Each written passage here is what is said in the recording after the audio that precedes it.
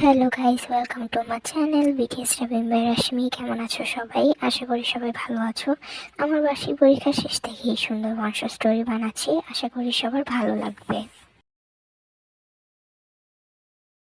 তে আর জাঙ্কুক একই স্কুলে পড়ে। তে স্কুলে প্রায়শই গান গাইতো। জাঙ্কুক তের গান শুনতে খুব ভালোবাসতো। ওদের মধ্যে সম্পর্কটা খুবই মিষ্টি ছিল। তের একটা গান জাঙ্কুকের খুবই পছন্দের ছিল। তে একটা অনুষ্ঠানে গান গাওয়ার পর দিদি অনেক সুন্দর হয়েছে গান। তাই দিদি ভাইয়া থ্যাংক ইউ। দিদি তোমাকে না কিছু বলার ছিল। কি ভাইয়া?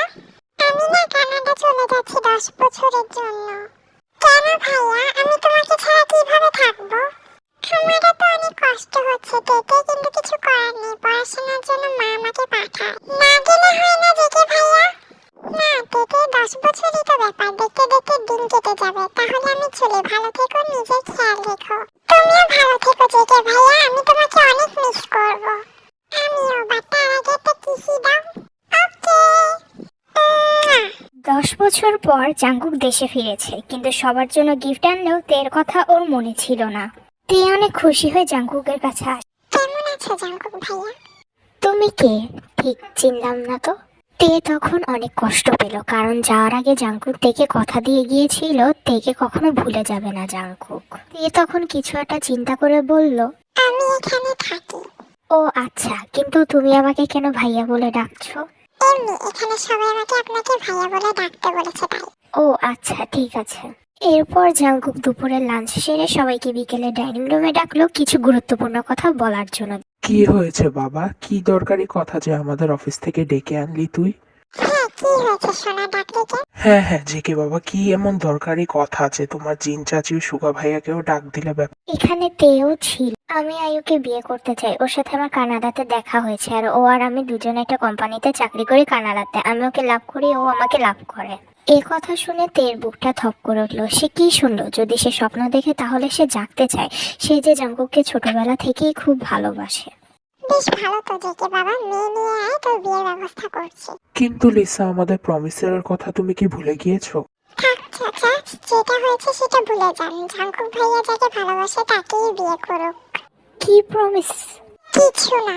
এ কথা বলে তে ওখান থেকে চোখের পানি ফেলতে ফেলতে চলে যায়। সবাই যাওয়ার পর কাই কাঁদতে কাঁদতে আরেমকে বলে, ভাই, আমাদের ক্ষমা করেন, আমাদের জন্য তোমার মেয়ের জীবনটা নষ্ট হয়ে গেল। না কাই, এখানে তোদের কোনো ভুল নেই, কারণ পরিস্থিতি মানুষকে বদলে দেয় সবসময়। এরপর আয়ু আসলো এবং তাদের বিয়ে এর গোছগাছ শুরু করা হলো। তে এতদিন কান্না করতে করতে দিন কাটাচ্ছে। ওরা সবাই আজকে শপিং এ গেল। তে না যেতে চাইলেও ওকে জোর করে জাঙ্কুক ও আয়ু নিয়ে গেল, কারণ এতদিনে ওদের মধ্যে ভালো বন্ধুত্বের সম্পর্ক গড়ে উঠেছে। এখন শপিং মলে জাঙ্কুক তেইকে বলে আয়ুর জন্য এঙ্গেজমেন্ট হলুদ ও বিয়ের ড্রেসগুলো পছন্দ করে দিতে। এতদিনে আয়ুর সাথে তেয়েরও ভালো বন্ধুত্বের সম্পর্ক গড়ে উঠেছে, তাই আয়ুও বলল তেইকে তার ড্রেসগুলো পছন্দ করে দিতে। তেয়ের পছন্দ অনেক সুন্দর, তাই তেয়ে তাদের ড্রেস পছন্দ করেছিল। তখন জেকে আয়ুকে বলে, বেবি, তোমাকে না আজকে অনেক সুন্দর লাগছে, মনে হচ্ছে আজকে বিয়েটা সেরে ফেলি। যা দুষ্টু, কি বলো এসব? সবাই শুনতে পাবে তো, কি বলে? সবাই শুনলে কি হবে তা আমার দেখার বিষয় না, কারণ আমি তোমার সাথে বলছি, অন্য কারোর সাথে তো আর না। পাশ থেকে তে এইসব শুনে চোখের পানি ফেলতে ফেলতে ড্রেস পছন্দ করছিল। এই ব্যাপারে আয়ু এর কোনো দোষ নেই, কারণ আয়ু তের ব্যাপারে কিছুই জানে না, আর ও তের মতো মিষ্টি, নম্র, ভদ্র ও সবার প্রতি শ্রদ্ধাশীল। আস্তে আস্তে যে কেউ আয়ু এর এঙ্গেজমেন্ট ও গায়ে হলুদ হয়ে গেল। গায়ে হলুদের দিন রাতে সবাই মিলে মজা করতে বসেছে। তখন আয়ু তেকে বলে, তে, আমি শুনেছি তুমি অনেক সুন্দর গান গাও, একটা গান গাও না প্লিজ। না আয়ু আপু, আজ আমার গলার অবস্থা ভালো নেই, আর আমি গান গাইতাম আগে, এখন আর গান গাই না। প্লিজ তে, আমার কথা শুনে অন্তত একটা গান গাও। তে জাঙ্কুকের কথা ফেলতে পারলো না। যতই হোক না কেন, ভালোবাসার মানুষ রিকোয়েস্ট করেছে, না গাইলে তো আর হয় না। নদী না আমারে সাথে না, আমার পানে ফিরে যাও।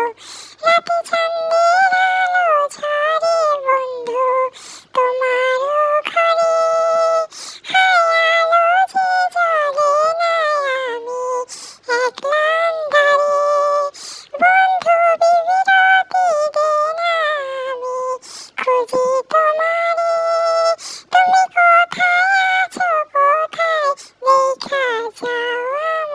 এই গানটা গাওয়ার পরই তে উঠে চলে যায় নিজের রুমে আর কাঁদতে থাকে। জাঙ্কুকের এই গান শুনে বুকটা কেঁপে উঠল। ওর মনে হচ্ছে এই কণ্ঠ, এই গান সবই ওর পরিচিত, কিন্তু ওর কেন মনে পড়ছে না। কিন্তু পরে আয়ু এর কথা ভেবে বেশি একটা পাত্তা দেয় না। অন্যদিকে মন দিল। এরপর তে কাঁদতে কাঁদতে ঘুমিয়ে গেল তার রুমে। পরদিন বিয়ে, অনেক সুন্দর করে বাড়িঘর সাজানো হয়েছে। তে এর মন একটুও ভালো নেই, পাথরের মতো এক কোণে দাঁড়িয়ে আছে। আস্তে আস্তে বিয়ের সময় চলে এলো, কনে পক্ষও চলে এলো। বিয়ে শুরু হয়ে গেল। তে রুমে বসে কান্না করছে। হঠাৎ লিসা তের রুমে এলো। এসে তের কাছে কাঁদতে কাঁদতে বলে, মা, আমাকে তুই বাঁচা। আয়ু বিয়ে করবে না, প্লিজ তুই আমার ছেলেকে বিয়ে কর। তে অবাক, কি হলো কি? কিন্তু তে কিছু বলার আগে লিসা ওকে একটা শাড়ি পরিয়ে সাজিয়ে নিচে নিয়ে গেল আর জিকের পাশে বসিয়ে দিল। ওদের বিয়ে কমপ্লিট। তেকে বাসর ঘরে বসিয়ে দিয়ে আসা হয়েছে। একটু পর জেকে রুমে গিয়ে দরজা বন্ধ করে দিল। তে কান্না করছে, ভাবছে আয়ু বিয়ে করবে না। একথা শুনে জাংকুক ওর উপর রাগ না করে, কিন্তু জাংকুক তেকে অবাক করে দিয়ে বলল, কাঁদছো কেন তেতে? তে তো অনেক অবাক, জাংকুক ওকে তেতে বলে ডেকেছে এতদিন পর। জাংকুক ভাইয়া, নো, তোমার জেগে। তুমি কেমন? হ্যাঁ, নিজের ভালোবাসার মানুষকে অন্য মেয়ের হাতে তুলে দিচ্ছ। কিন্তু তুমি তো বলে তুমি আয়ু আপুকে ভালোবাসো, তাই আমি কিছু বলিনি। হ্যাঁ, আমি বলেছিলাম, কিন্তু পরে আমি বুঝতে পেরেছি যে আমি আয়ুকে না, আমি তোমাকেই ভালোবাসি। আমার আগের সব কথা মনে পড়ে গিয়েছে তে, আর আমাকে তুমি ক্ষমা করে দাও প্লিজ। কিন্তু আজকে থেকে তোমাকে আর কষ্ট দেব না জান, শুধু ভালোবাসবো। এই বলে জেকে তের দিকে আস্তে আস্তে এগোতে থাকে। কি করছো জাঙ্কুক? আমার তো ভয় লাগছে, দূরে যাও। না জান, আজকে বাধা দিও না, আজকে তোমাকে মন খুলে আদর করব। এরপর জাংকুক তেকে কিস করতে শুরু করে।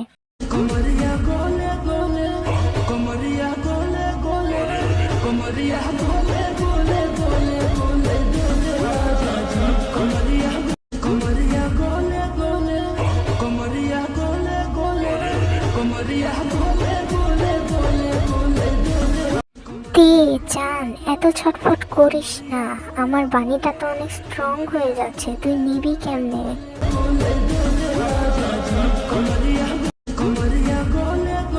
হয়েছে মাসুদ আরমিনা, আর দেখতে হবে না, কারণ ওদের ডিস্টার্ব হবে। আর গল্পটা কেমন লেগেছে অবশ্যই কমেন্ট করতে ভুলো না কিন্তু। আর সবাই এমন গল্প দেখতে চাইলে অবশ্যই চ্যানেলে like, comment, share and subscribe করতে ভুলো না। আর আজকে হচ্ছে বিয়ের জন্মদিন, তো বিয়ের জন্মদিন উপলক্ষে এই সুন্দর ওয়ান শট স্টোরিটা বানালাম। সবাই ভালো থেকো, টাটা।